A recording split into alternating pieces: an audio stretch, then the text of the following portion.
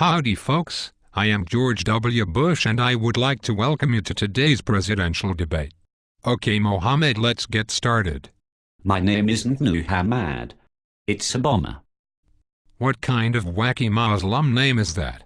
Why don't you just call yourself Mohammed like all the other Muslims do? Well, the best reason is because I'm not a Muslim. Not a Muslim? No.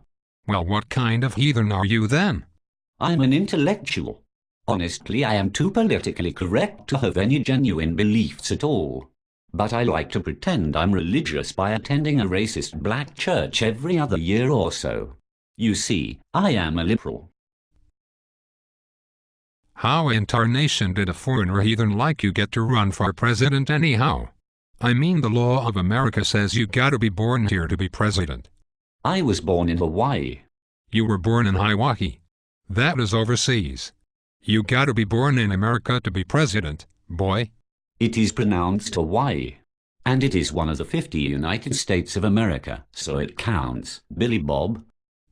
Now listen here, Osama. I don't need none of your fancy confusing tricks. I don't need a nuclear or science degree to understand you ain't no real American. Well, trust me, it counts. What? Dang it. Dick, where are you, Dick? I am getting confused again. Could you come up here and think for me so I can go wander around on my ranch for a while?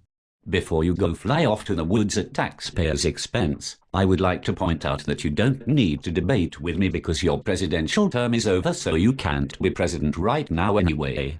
What do you mean, boy? I was just getting warmed up. After the first 8 years I just started to get the hang of this president thing. Laura, where did you put my mission accomplished banner?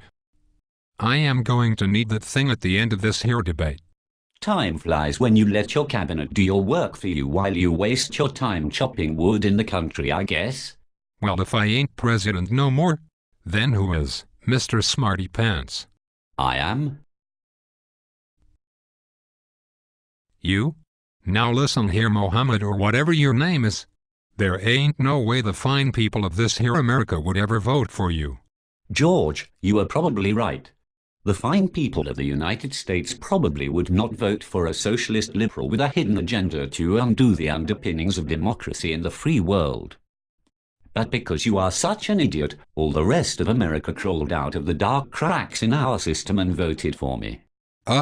Well, So I guess I owe you a few words of gratitude. What are we talking about again? Cheney, where are you? Dang it. Stay with me, George.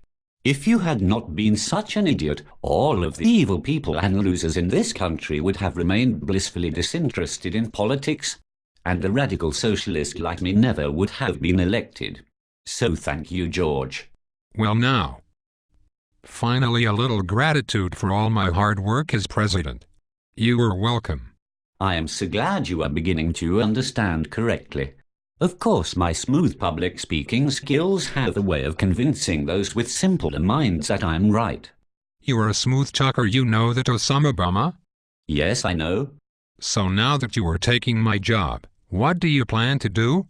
Well, George, let me dodge your question in my typical smooth political fashion and instead instill upon your mind a catchphrase that will make you trust me explicitly as I transform the country into a socialist state.